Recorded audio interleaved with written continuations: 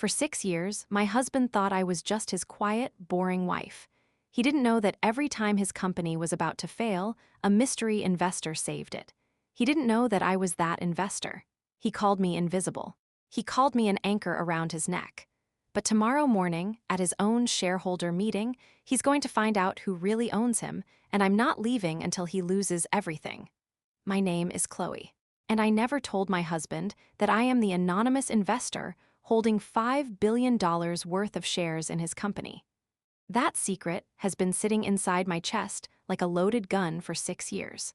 6 years of breakfasts, anniversaries, fights, make-ups, quiet mornings, and loud silences.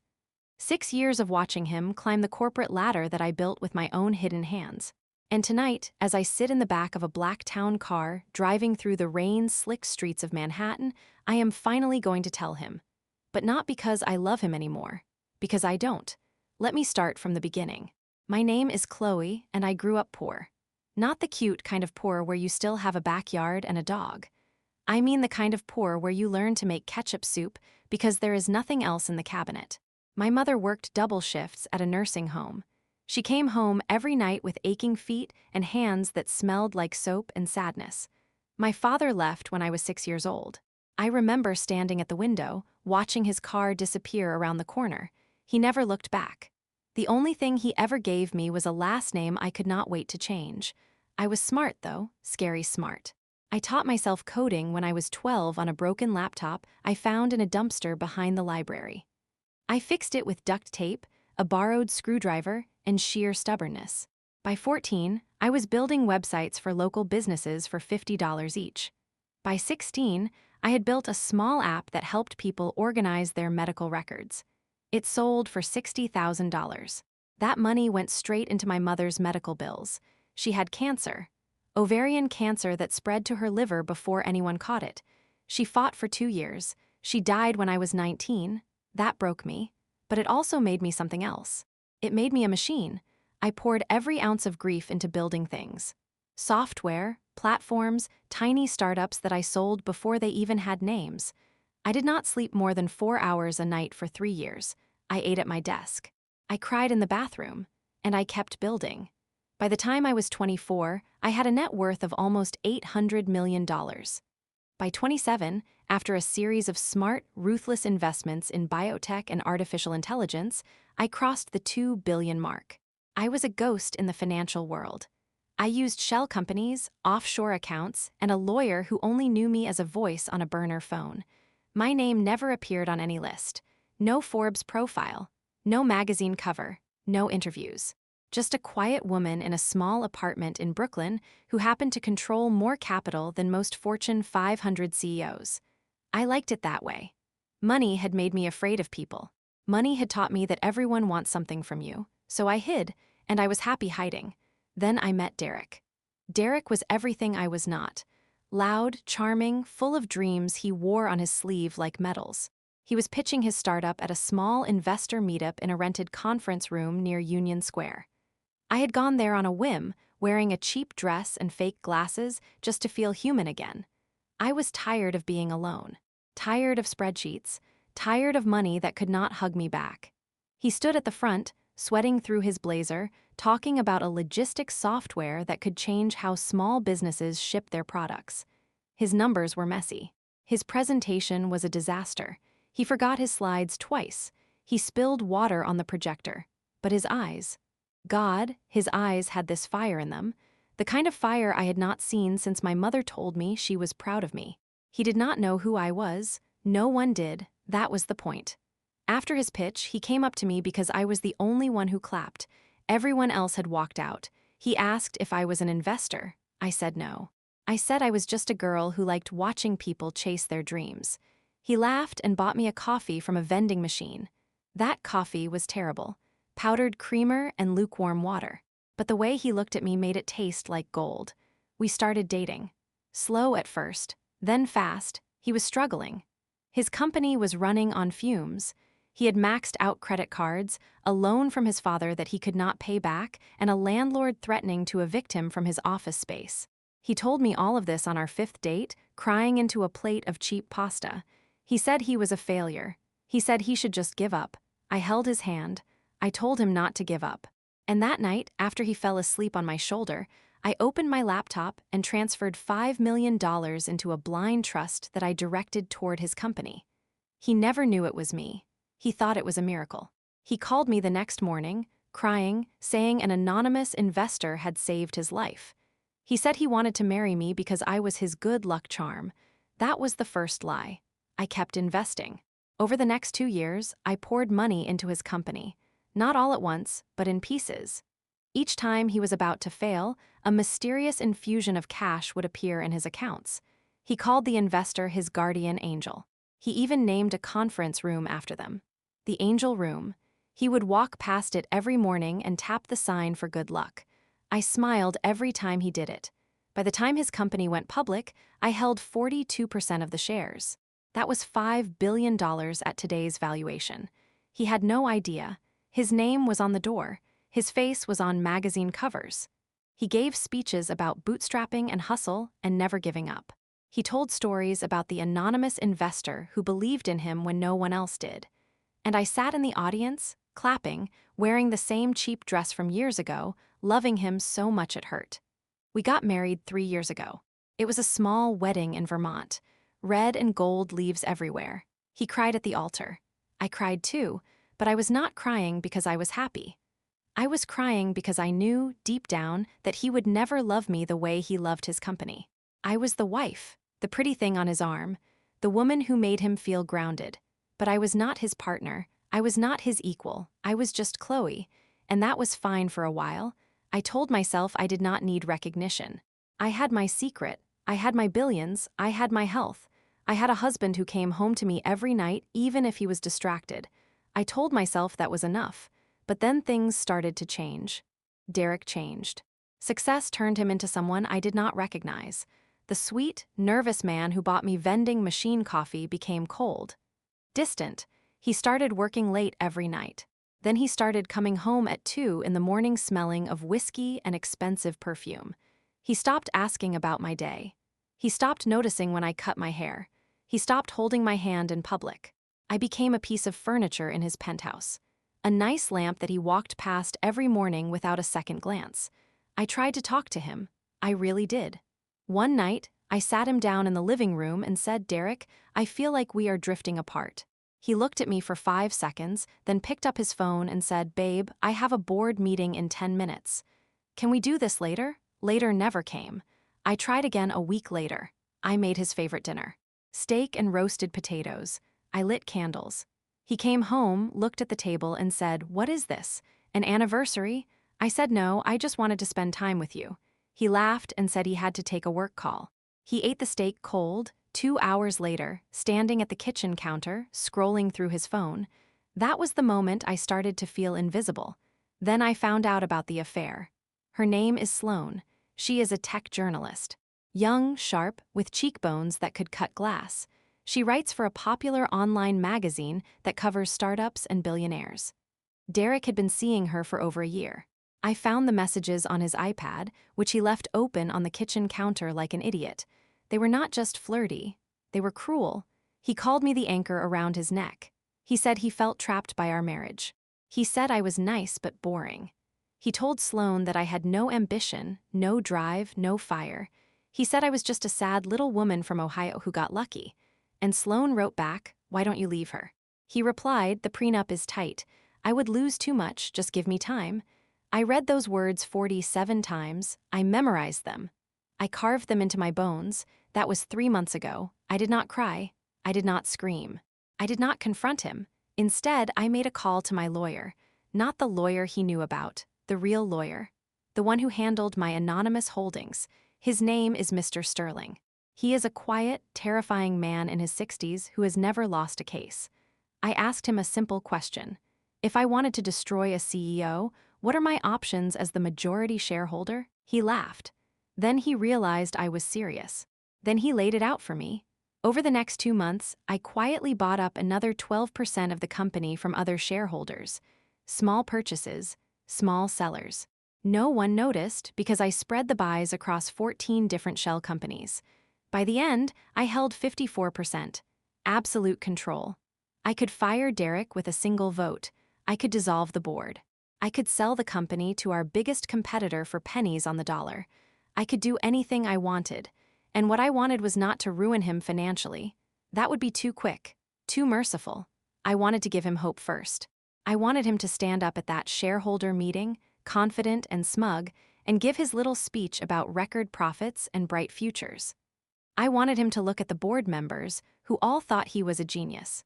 I wanted him to feel like a king, and then I wanted to take it all away, but not with anger, with sadness, with disappointment. That is the knife that twists deeper than any scream. The town car pulls up to the convention center. It is late, almost midnight. The meeting is tomorrow at 9 in the morning. I have a suite on the top floor of the hotel attached to the center. Derek is already there. He thinks I came to support him as his wife. He texted me an hour ago. His message said, "Don't embarrass me tomorrow, just smile and nod." Love you, 2 words he types without meaning. I step out of the car. The rain has stopped. The city is quiet. I walk through the glass doors of the hotel, past the marble lobby, past the sleeping concierge, and into the elevator. I press the button for the penthouse floor. As the doors close, I look at my reflection in the polished steel. I see a woman who has spent 6 years pretending to be less than she is. I see a woman who has been called nice but boring by a man who owes her everything. I smile. It is not a happy smile. It is the smile of a predator who has already won the hunt and is just waiting for the prey to realize it. The elevator opens. I walk down the hallway. The carpet is thick and silent under my feet. I unlock the door to the suite. Derek is sitting on the couch in his boxers, drinking a glass of scotch, watching sports highlights on mute. He looks up and gives me that half smile he has been giving me for the last year. The one that says, "Oh, you are still here. Hey babe," he says, "big day tomorrow. You should get some sleep." I close the door behind me. I do not take off my coat. I walk to the minibar, pull out a bottle of water, and sit across from him. He looks at me strangely. I never sit across from him. I usually sit next to him, close enough to touch, hoping for a scrap of affection. "Chloe, you okay?" I take a sip of water. I set the bottle down, and I say the words I have been rehearsing for 3 months. "Derek, I need to tell you something before tomorrow." He mutes the TV. Now he is paying attention. "What is wrong? Is it your mother's anniversary? I know I have been busy, but I can cancel my morning meetings. We can go to the cemetery together if you want. It is not that." "Then what? You are being weird." I look him in the eyes, his beautiful, lying eyes. And I say, "Do you remember the anonymous investor? The one who saved your company 6 years ago? The one who kept putting money in every time you were about to fail?" He nods slowly. "Of course, my guardian angel. Why are you bringing that up now?" "Because you need to know who that person is." He frowns. "You know, how would you know? I have hired private investigators to find them for years. 4 different firms. They all came back with nothing. They said the trail is a ghost. They said whoever it is does not want to be found. That is because you were looking in the wrong places. You were looking for a man, a hedge fund, a rich family from Europe. You never looked at the person sitting right next to you." He blinks. Once. Twice. Then he laughs. It is a short, nervous laugh. "Chloe, what are you talking about? You are a stay-at-home wife. You do not even work. You have a degree in what was it? English, communications, something soft." "I have a degree in computer science from the Massachusetts Institute of Technology.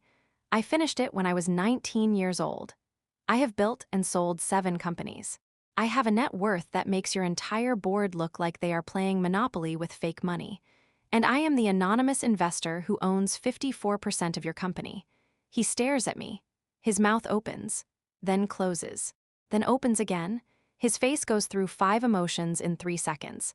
Confusion, disbelief, anger, fear, and then back to disbelief. "You are joking," he says. "I never joke about money. Prove it." I pull out my phone.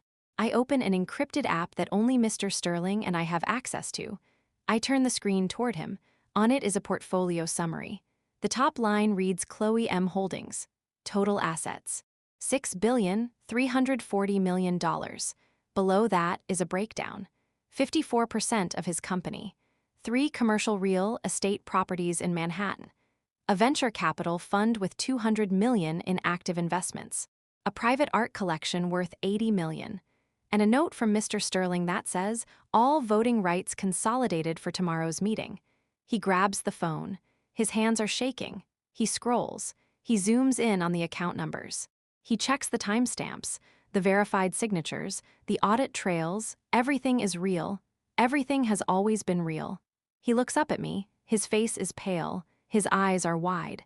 He looks like a man who just saw a ghost, because he did. Chloe, he whispers, "This is $5 billion in my company. You are the majority shareholder. You own me." "I do not own you, Derek. I never wanted to own you. I wanted to love you. I wanted to build something with you. But you were too busy building without me.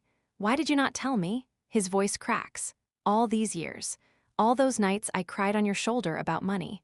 All those times I said I wished I knew who the investor was so I could thank them. Why did you just sit there and say nothing? Because I wanted to see if you would love me for me. Not for my money. Not for what I could do for your career. Just for who I am, and you failed. You failed the moment you stopped seeing me." He stands up. He paces back and forth across the hotel room. He runs his hands through his hair. "This is insane. This is completely insane. You have been lying to me for 6 years. You sat there while I struggled, while I almost lost everything. You could have fixed it all with a phone call, and you just watched. I did fix it. Every time you were about to fail, I sent money. I did not watch you struggle. I carried you, and you never even said thank you because you did not know I was the one holding you up." He stops pacing. He turns to me. His face is red now. Angry. "What do you want? A medal? A thank you card? Do you want me to get on my knees and worship you?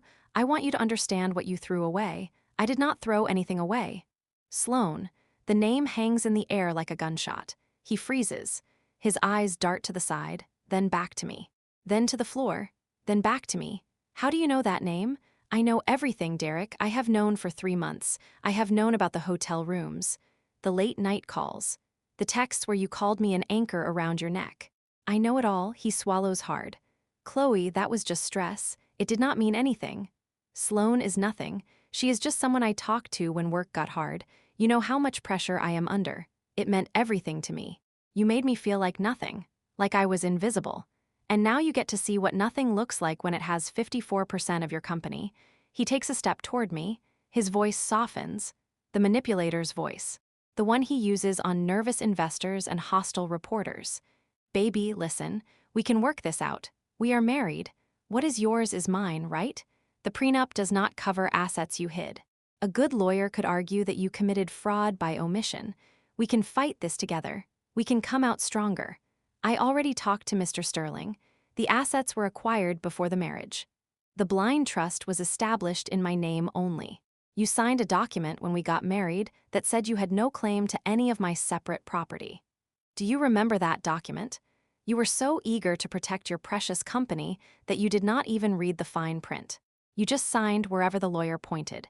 His face crumbles. For the first time in years, I see fear in his eyes. Real fear. Not the fear of losing a deal or missing a deadline. The fear of losing everything. "What are you going to do tomorrow?" he asks quietly. I stand up. I walk to the door. I put my hand on the handle. Then I turn back to him. "Tomorrow, I am going to the shareholder meeting. I am going to sit in the front row. I am going to listen to your speech. And then I am going to stand up, introduce myself as the majority shareholder, and call for a vote of no confidence in your leadership. You will destroy the company," he says. "The stock will plummet. Employees will lose their jobs. The board will sue you. You will lose billions too. I will not lose anything. I have enough money to weather any storm. I can prop up the stock myself if I have to. I can buy back shares. I can keep every single employee employed. But you have nothing except this company, and I am going to take it away. Not because I want it, because I want you to feel what I felt every night you came home late. Every time you looked through me, every time you made me feel like I was nothing." Tears are streaming down his face now. Real tears, ugly tears. His nose is running. His voice is high and broken. "Chloe, please, I will change. I will leave Sloan tonight. I will go to therapy. I will be the husband you deserve. I will quit drinking. I will come home early. I will hold your hand. Just give me another chance. One more chance, please." I open the door. The hallway is empty and cold. "You had 6 years of chances, Derek. You used them all on yourself." I walk out. I do not look back. I hear him call my name. Once, twice, then a sob, then silence. I take the stairs down to the lobby. I do not want to be in an elevator right now. I need to feel my feet on solid ground. I need to feel the burn in my legs. I walk down 12 flights of stairs. My heart is pounding. My hands are shaking, but I am calm, deeper than calm. I am free. I walk past the front desk, past the sleeping bellhop, and out into the cool night air. The city is still quiet. The rain has left everything wet and shining.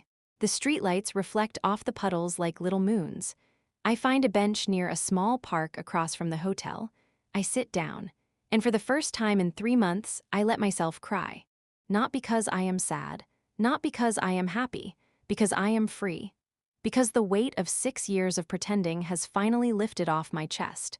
Because I no longer have to be the quiet wife, the boring wife, the nice wife. I can just be Chloe. I think about the girl from Ohio who made ketchup soup. I think about the mother who died proud of her daughter. I think about the anonymous investor who just wanted to be seen. And I realize that I do not need Derek to see me anymore. I see myself. And that is enough. But the story does not end there. Because revenge, real revenge, has layers. The next morning, I wake up in a different hotel. A small one on the Lower East Side. No Derek, no penthouse, no marble floors, just me and a cup of coffee and the weight of what I am about to do. I dress carefully, a navy blue pantsuit, low heels. No jewelry except my mother's wedding ring, which I wear on my right hand. I look professional, powerful, but also approachable. I want them to underestimate me. I want them to see a pretty woman in a nice suit and think she is someone's assistant. I want the surprise to be absolute. I arrive at the convention center at 8:30 in the morning. The shareholder meeting is in the grand ballroom on the second floor. There are security guards at the door checking invitations. I hand over my badge. It says Chloe Bennett-Derek with a small guest sticker underneath. Derek's assistant made it for me weeks ago. She thought I was just the CEO's wife. She even wrote a little smiley face on the back. I smile at the guard. He waves me through. The ballroom is half full, men in expensive suits. Women in sharp dresses, everyone holding coffee cups and tablets. The air smells like cologne and anxiety. Derek is at the front, talking to the board members. He looks tired. His eyes are red. He has not slept. Good. I take a seat in the third row, not the front.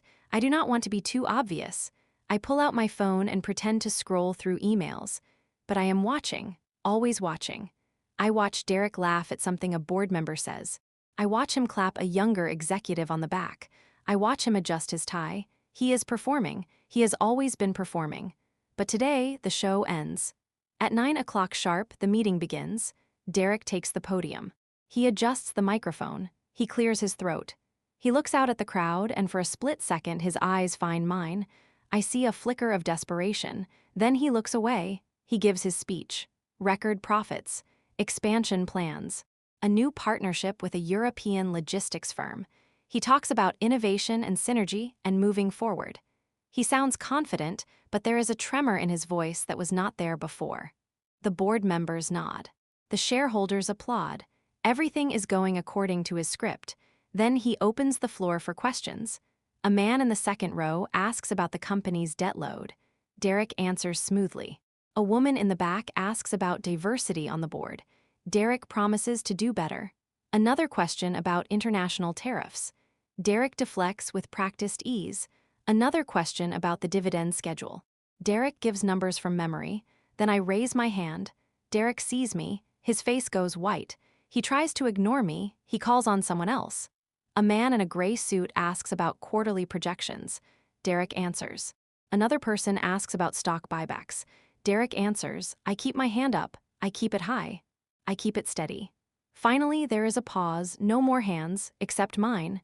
Yes, Derek says, his voice tight. The woman in the navy suit.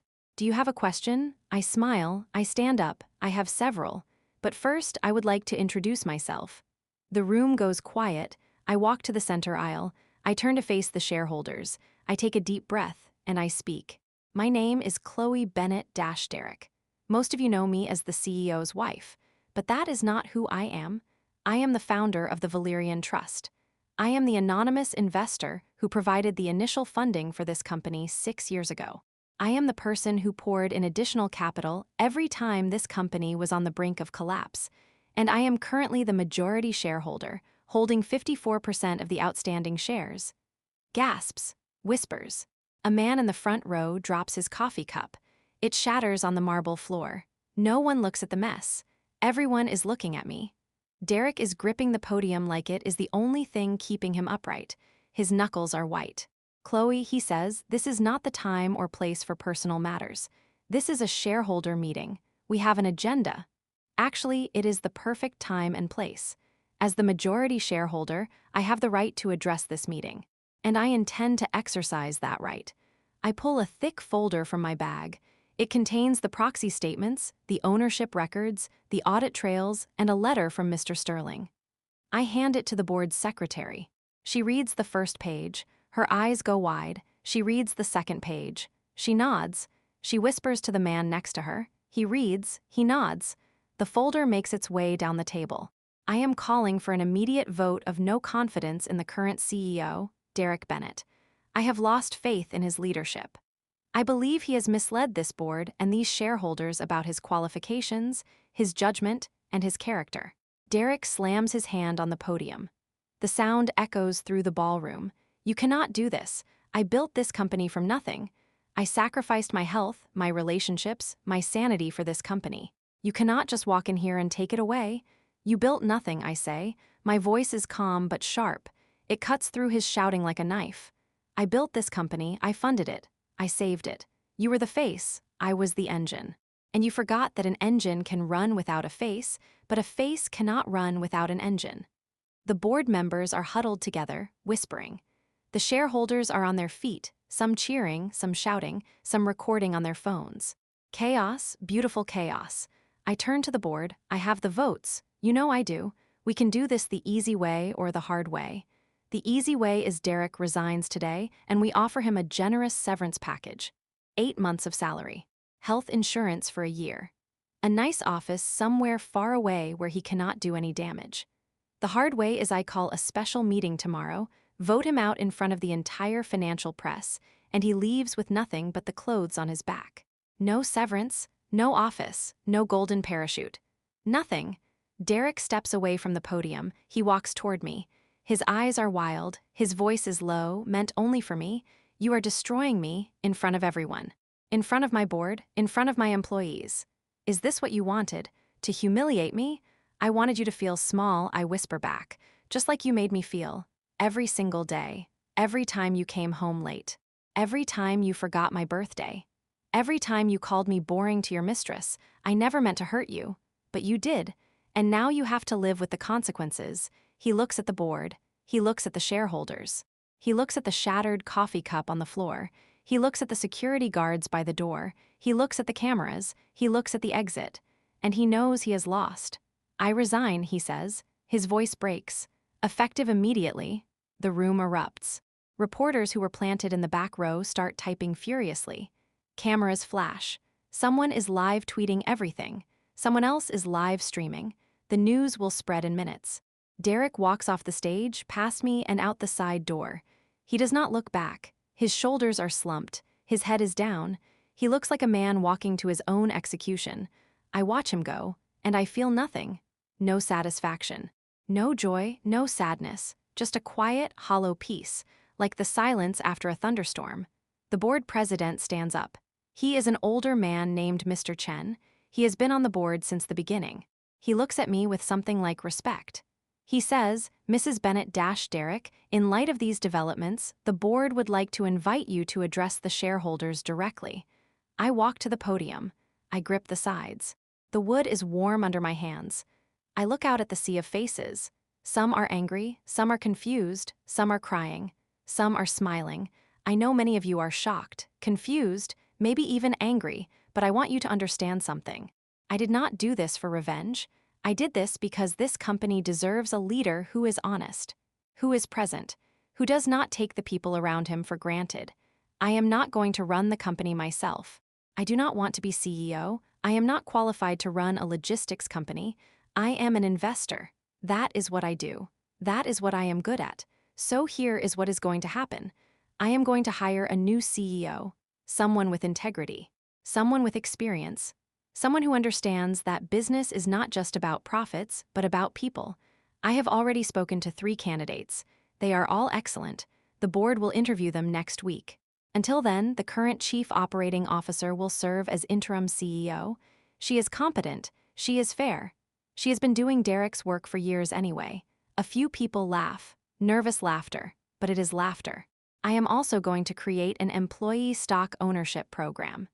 Every single person who works for this company, from the janitors to the executives, will get shares. You will own a piece of this company. You will have a voice. You will have a stake. Because I believe that the people who build a company should share in its success. The applause starts slowly. 1 person, then 5, then 50, then the whole room, not the polite golf clap of corporate meetings. Real applause, standing ovation. People are crying. I do not know why. Maybe because they see themselves in my story. Maybe because they have also felt invisible. Maybe because they are just happy that the truth finally came out. I step down from the podium. I walk out the same side door Derek used. I find him in the hallway, leaning against the wall, sobbing. His suit is wrinkled. His tie is loose. His face is wet and red. "Chloe," he says, "please. I have nothing left. The house is in your name. The cars are in your name. The bank accounts are joint, but you have lawyers who will freeze them. I have nothing. Please, do not take everything. You have your health. You have your youth. You have a journalism girlfriend who thinks you are a genius. Go, be happy, just not with me. I never loved her. I was stupid. I was scared. I was overwhelmed. You are so much more than me, Chloe. You always were. And I could not handle it. I could not handle being married to someone who was better than me in every way. So I pushed you away. I told myself you were boring so I could feel superior. It was a lie. It was all a lie. I look at him, this broken man, this man I once loved with my whole heart, and I feel something I did not expect. Pity. I believe you, I say. I believe that you are telling the truth right now. But Derek, you told yourself that lie for 6 years. You acted on that lie for 6 years. You hurt me for 6 years. And sorry does not fix 6 years. He reaches for my hand. I pull away. The divorce papers will be on your lawyer's desk by Monday. Sign them. Do not make this harder than it already is. What about the severance? You will get what the board decides. I will not interfere. But do not expect charity. You made your bed, now lie in it. He wipes his face with his sleeve. He looks small, broken. Nothing like the confident man who gave speeches about bootstrapping and hustle. Nothing like the man who told a room full of investors that he was the next big thing. I really did love you once, he says. I believe him. That is the saddest part. I know, I say, but love is not a one-time thing. It is a daily choice. And you stopped choosing me a long time ago. I turn and walk away. I do not run. I do not look back. I walk through the convention center, past the security guards, past the journalists who are now chasing me with microphones and cameras, past the world that is just now learning my name. Chloe, one reporter shouts. How does it feel to be the most powerful woman in tech? I keep walking. Chloe, another shouts. Did you always plan to destroy your husband? I keep walking. Chloe, a third shouts. What will you do now? I stop. I turn, I look directly into the camera. I will finally be seen, I say. Then I walk out the glass doors. The sun is out. The rain is gone. New York is loud and messy and full of life. The streets are crowded with people who have no idea what just happened in that ballroom. They are buying coffee. They are hailing cabs. They are arguing on their phones. They are living their ordinary lives. And I love that. I love being anonymous again. But this time, it is my choice. I pull out my phone. I call my mother's old number, even though no one answers anymore. I listen to her voicemail.